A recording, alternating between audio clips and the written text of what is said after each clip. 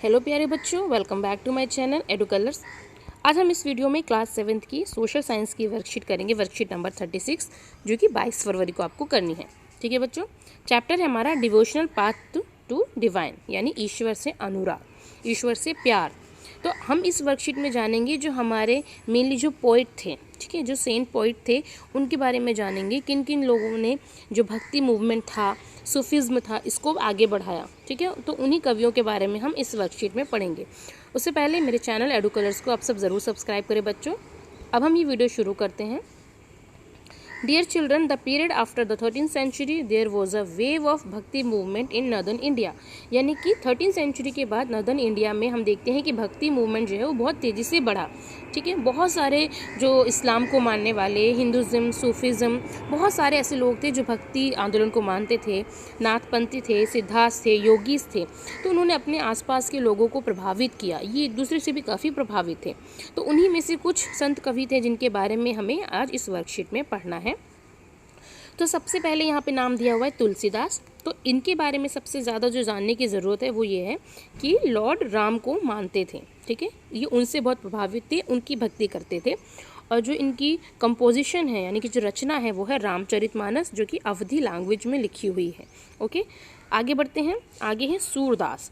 सूरदास जो है वो श्री कृष्ण को मानते थे, और जो इनकी कंपोजिशन है, रचनाएं हैं, वो है सूरसागर, सूरसावली और साहित्य लहरी। ओके, तो ये इनकी मेनली आपको याद करने वाली चीज़ें हैं। उसके बाद हम आते हैं रविदास। रविदास जी जो हैं वो एक नॉर्थ इंडिया के बहुत ही ग्रेट सेंट थे। ठीक है, वो फिलोसोफर भी थे, पोइट भी थे, फॉलोअर ऑफ गॉड भी थे। तो ये जो है बेसिकली निर्गुणा जो सेक्ट था, निर्गुण पंथ था, उनको मानने वाले थे। ठीक है, he was a person of the Nirguna sect, निर्गुण पंथ को मानने वाले थे रविदास जी। अब है दादू दयाल। दादू दयाल जो है वो एक संत थे। बहुत दयालु होने की वजह से इनका नाम दादू दयाल पड़ा था। और इन्होंने शबद एंड साखी, ठीक है, ये रचनाएं लिखी थी। और इनका जो क्रिएशन होता था बहुत रोमांटिक होता था, यानी कि बहुत प्रेम होता था उनकी रचनाओं में। उसके बाद आ जाती हैं मीराबाई। मीराबाई जो है वो एक राजपूत लेडी थी, और वो एक रॉयल फैमिली, मेवाड़ के फैमिली से बिलोंग करती थी, और वो कृष्ण की भक्ति करती थी, कृष्ण को मानती थी। इनकी जो रचनाएं हैं उनमें भी प्रेम झलकता था। अब यहाँ पर कुछ क्वेश्चंस हैं, यानी कि फिल इन द ब्लैंक्स हैं, हम उनको देख लेते हैं। सो पहला फिल इन द ब्लैंक्स है Ramcharitmanas is written in dash language. ठीक है, तो यहाँ पर आएगा बच्चों अवधी लैंग्वेज। जो स्पेलिंग में लिख रही हूँ आप लोग वही स्पेलिंग जो है वो लिखिएगा।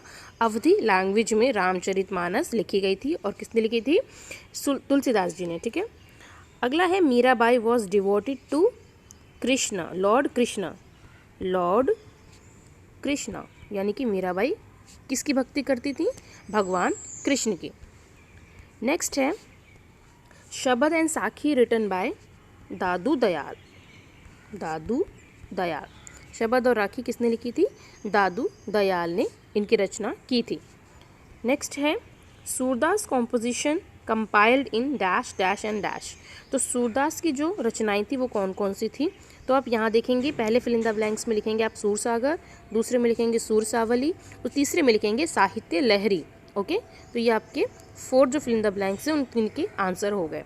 ओके बच्चों, तो यहाँ पर ये वर्कशीट जो है कंप्लीट होती है।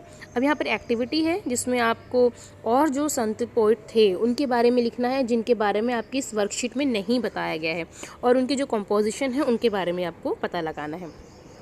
सो यहाँ पर जो हमारी वर्कशीट है बच्चों कंप्लीट होती है। आई होप आपको ये वर्कशीट अच्छी लगी होगी, समझ में आई होगी। अगर आपको ये वर्कशीट अच्छी लगी है तो प्लीज़ अपने फ्रेंड्स में मेरे वीडियो को शेयर करें, कमेंट सेक्शन में बताएं कि आपको मेरा वीडियो कैसा लगा। मेरे चैनल एडू कलर्स को ज़रूर सब्सक्राइब करें बच्चों। वीडियो देखने के लिए थैंक यू सो मच।